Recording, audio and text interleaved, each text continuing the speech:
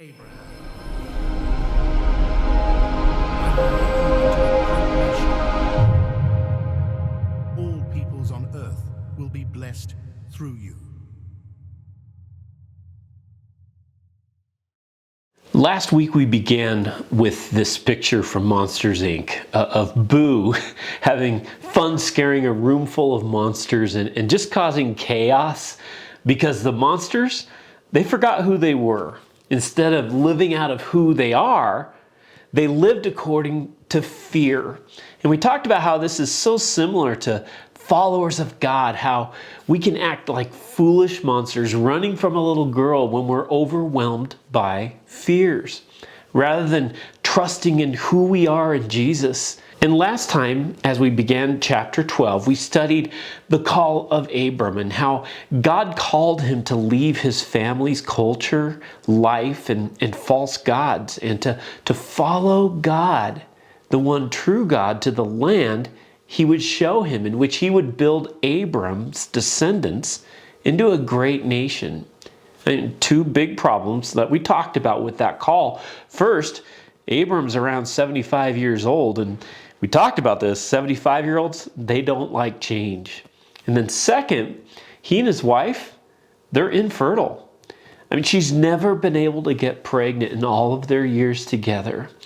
But our circumstances and our fears do not change what God is calling us to. And again, a calling is our mission, our purpose, what God has promised us to become and to accomplish for Him.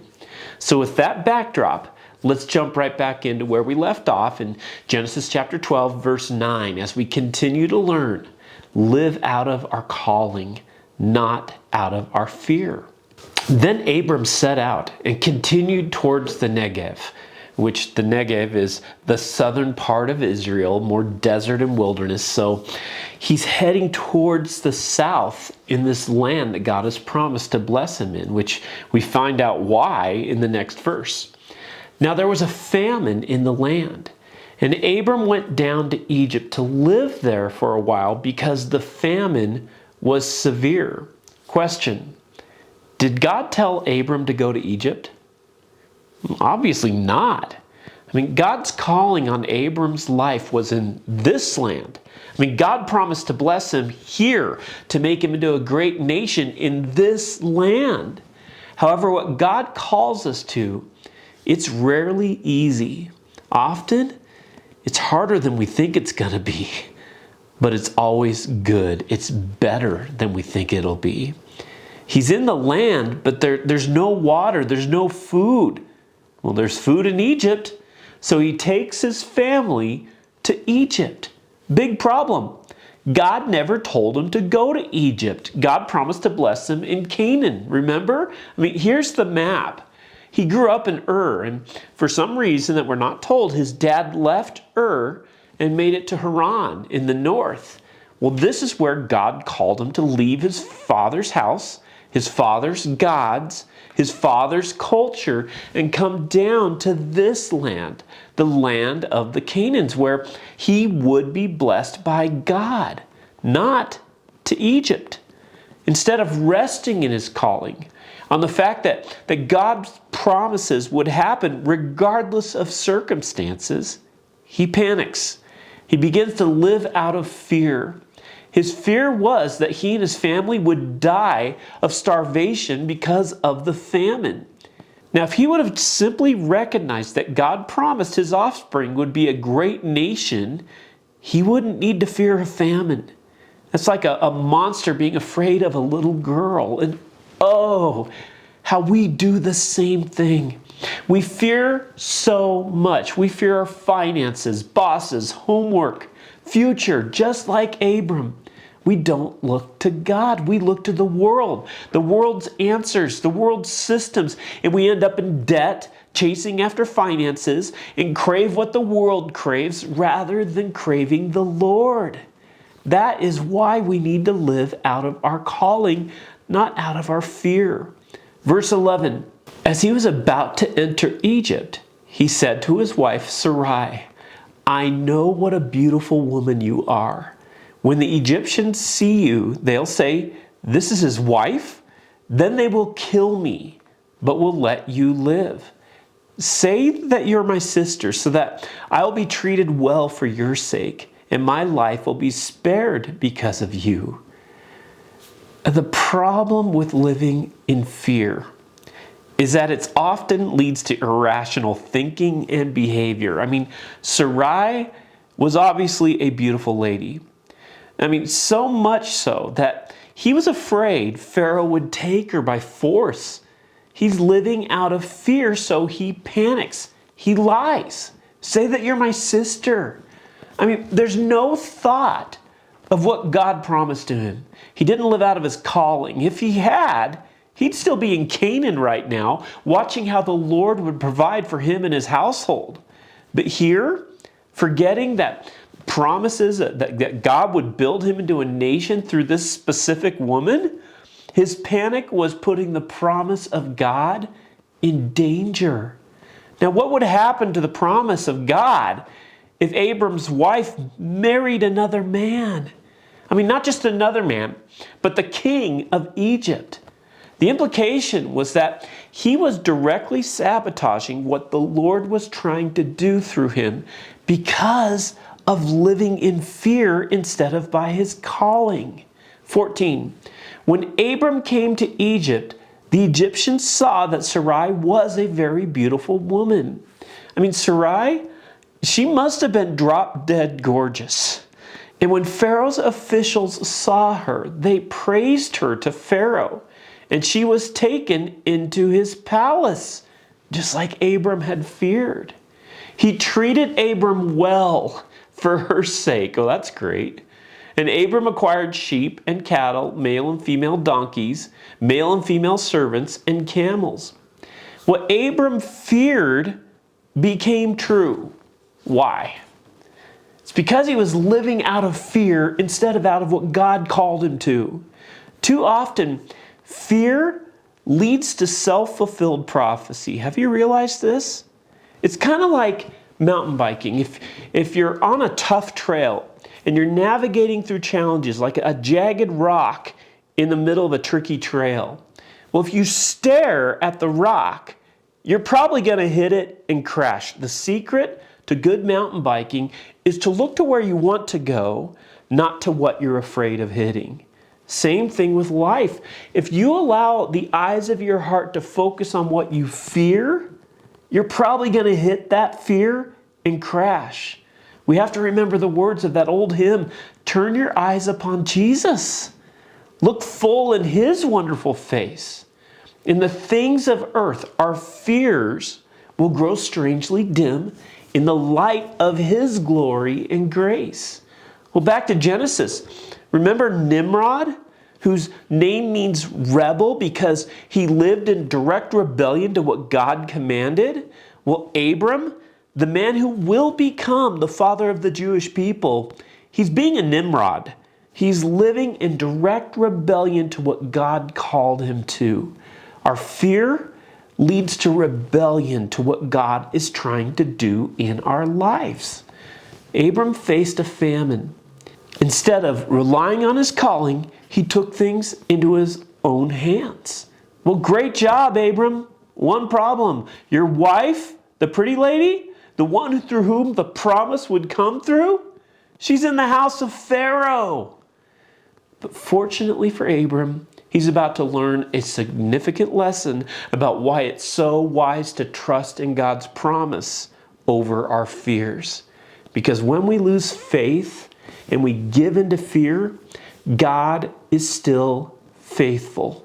Abram's about to learn about the faithfulness of God and God's power. Verse 17. But the Lord inflicted serious diseases on Pharaoh and his household because of Abram's wife Sarai. Why? Because God knew his promise to Abraham would be delivered in the form of Abraham's child, born through this infertile woman. And right now, she's in the wrong house. And God is not going to allow his promise to be sabotaged by Abram's faithless living and surrendering to fear. So God sends a plague upon Egypt. And now this is just a foreshadow of what God will do in 500 years when the nation Abraham fathers is held captive in slavery in Egypt. God's will be done, even if Abraham hasn't learned to trust in it just yet. But Abram, he's learning. Verse 18, so Pharaoh summoned Abram. What have you done to me, he said. Why didn't you tell me she was your wife? In other words, why did you lie? Now, I don't know if you're a Jesus follower or if as a Jesus follower you've ever been rebuked by a non-Christian, but I have. In junior high, I went to church, but I wasn't really a Jesus follower. I called myself a Christian, but I just kind of followed my friends. And in our small town, our middle school, junior high, there was one girl named Deanna who was the lowest person on the social totem pole. She was overweight. She was from a poor family. She didn't always bathe and certainly hadn't learned about hygiene. And we were all brutal towards her because she was an easy target. And I personally said cruel and horrible things to this poor girl. Well, one day I was called into the vice principal's office, Mr. Woods. And what you have to understand is that Mr. Woods was a close friend of my dad's, and I actually grew up with his kids. And although Mr. Woods didn't go to church, he knew that I did. And he said, Brian, Deanna was just in my office and she was in tears specifically because of what you said to her. And at that moment, I gulped. And then he drove the dagger in.